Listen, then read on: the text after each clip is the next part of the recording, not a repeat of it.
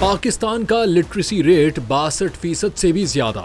6 करोड़ लोग इस मुल्क में जहालत की जिंदगी बसर कर रहे हैं। हुकूमत तालीमी इनकलाब लाने के बजाय शहरियों को मजीद जहालत की तरफ धकेल रही है। खैबर पख्तूनख्वा में मजीद तालीमी इदारे खोलने के बजाय पहले से मौजूद 37 सरकारी गर्ल्स स्कूल बंद कर दिए गए। खैबर पख्तूनख्वा के जिला खैबर में स्टाफ की कमी के बायस 37 सरकारी गर्ल्स प्राइमरी स्कूल बंद हो गए। तहसील लंडी कोतल में 21, तहसील बाड़ा में 12 और तहसील जमरूद में 4 सरकारी गर्ल्स प्राइमरी स्कूल्स बंद कर दिए गए, जिसके बाद सैकड़ों तालिबात का मुस्तकबिल दांव पर लग गया।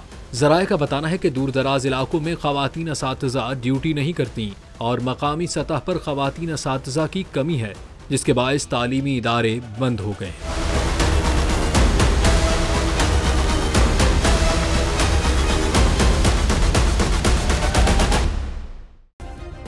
सब्सक्राइब करें और बेल दबाएं ताकि कोई खबर रह न जाए।